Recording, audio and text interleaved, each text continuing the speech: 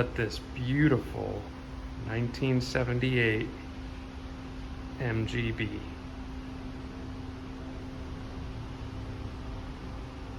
So as you can probably tell, the car looks to be in really good shape. And guess what?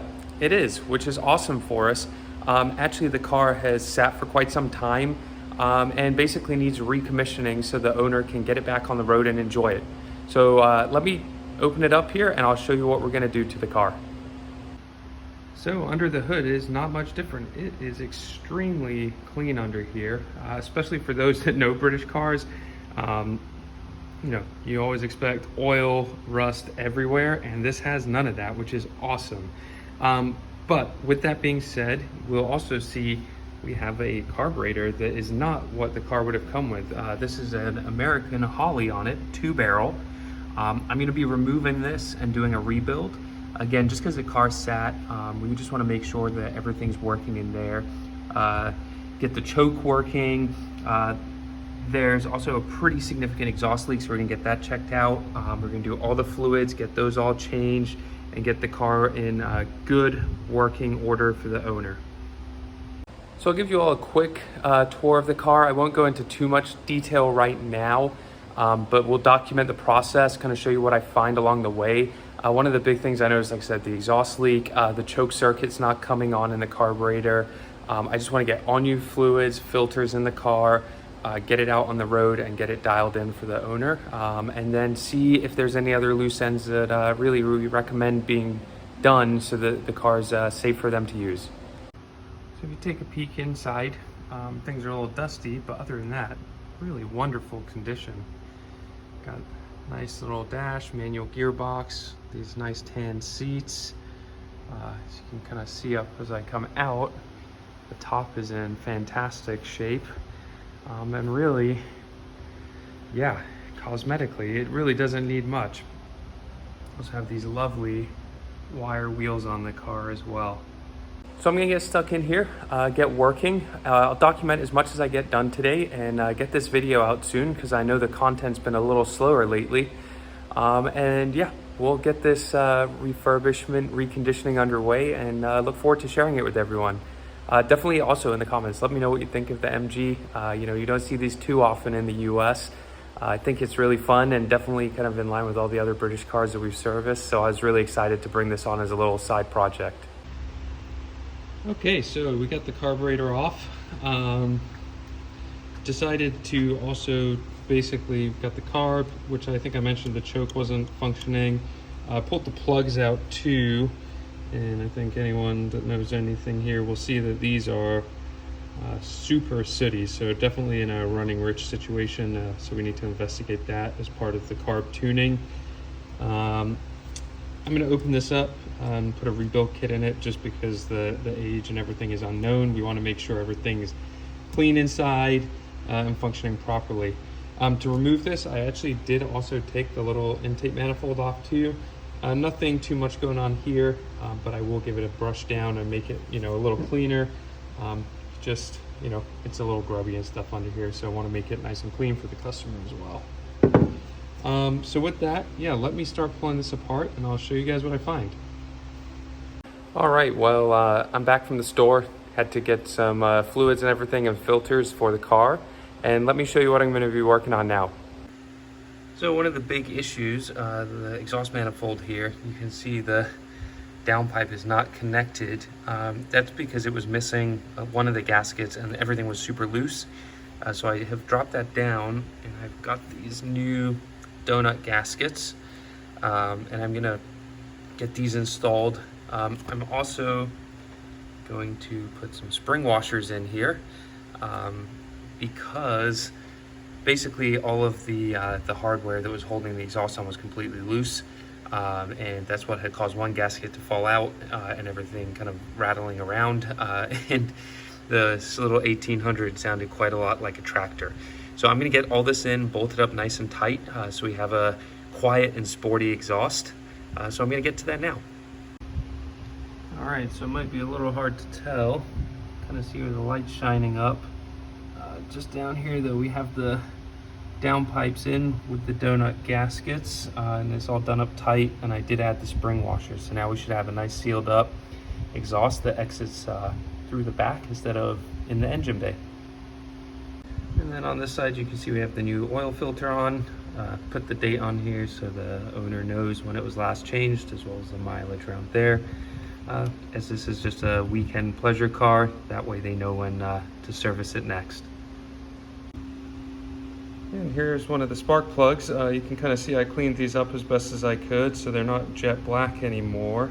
And then I gapped them to 32 thou, which seems to be a common gap for what the folks are using when this thing's running electronic ignition.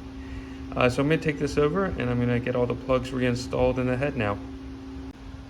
Alright, so I must say these are probably some of the easiest plugs I've ever had to put in compared to some of the V8s where they are buried.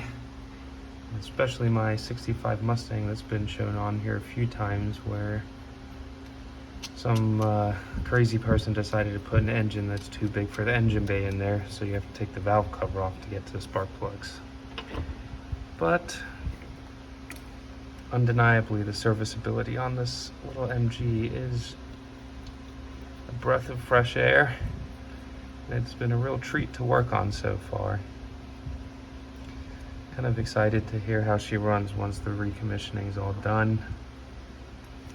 I did find a few other things underneath the car too that I'll share with you folks that recommend to the owner they may want to look at here in the near future, just to keep it roadworthy and safe for them to enjoy for a long time in the future. But there you have it. I've got all 4 plugs in, so I just need to kind of come around with my socket now and just snug these up. Alright, so like I said, this is really just snugging these up. Nothing too crazy, but obviously we don't want any of the combustion gases leaking out. So I didn't do this one up as tight as I thought. There we go. Put in the comments though if any of you folks that subscribe to the channel have one of these lovely little MGs. Admittedly, it's one of the first I've worked on, although I grew up around a lot of British cars. And honestly, I quite look forward to taking it for a spin around the block with the roof down here in the next day or so, and really enjoying kind of that traditional British sports car experience. Okay, that's all 4 of them done. Nice and easy. And the last step with the plugs, whoever worked on this last was really kind and labeled all of the ignition leads, so no questions where these go on. Get them lined up first. But there, now I just need to clip them down. There she goes. Make sure they clip down properly so we get a nice spark. There she goes. I think I mentioned this already, but you can kind of see the Pertronix flamethrower coil. I did pop the distributor cap off when I first looked at the car down here, and it does have the electronic ignition module in, so that's a real nice upgrade that's definitely going to make the car more reliable. Okay, so this is where we got to for today. Pretty solid session on the car. As you can see, intake manifold is back on. This thing was pretty grubby, so I took some time to get it all clean and look nice. It looks like a little performance piece, and you want that looking nice on top of the motor. So that's cleaned and installed. I've also got the coolant lines that run through the bottom here installed as well. And yeah, I think that's about it really. Really waiting on a few parts, but getting pretty close to trying to start this thing back up. So the only things I really have left are finish the rebuild on the carburetor. Unfortunately, the rebuild kit that I got was damaged. All the gaskets had creases in them, and so I had to send that back, and I'm waiting on a new one to come in. And also one other thing I noticed, when flushing the brake system, the back driver's side brake cylinder, I was able to take the bleeder the whole way out and no fluid was coming out. So I'm gonna pull the drum off, take a look at the cylinder, see what's going on there. It seems to me that maybe we need a replacement wheel cylinder, but need to do a few little tests on that. But other than that, really I'm on the home stretch with reassembly. I do still need to also drain the gearbox oil, and I'm gonna pump out the differential oil and put fresh in there too. But getting pretty close, and I would say probably one more day, maybe two, and we'll be able to get this thing started up and get the carburetor tuned and take this thing for a quick little spin. So I hope you really enjoyed this session. You know, I've been promising some British cars, and I don't think you can get more British than a little MG. If you do like this, put a comment below, let us know what you think. Definitely, you know, we have a big love for British cars and we want to have more on the channel. Obviously been working a lot on the muscle cars as well recently, but don't think that's the direction we're going. We're going to try and keep a good blend of everything here because we love all classic cars. Anyway, until next time, thanks so much for watching. If you did enjoy this, please hit the subscribe button, the notification bell. It really helps us grow this channel. I'm really pleased with where it's gone so far and just want to keep growing it. But until next time, have a great one.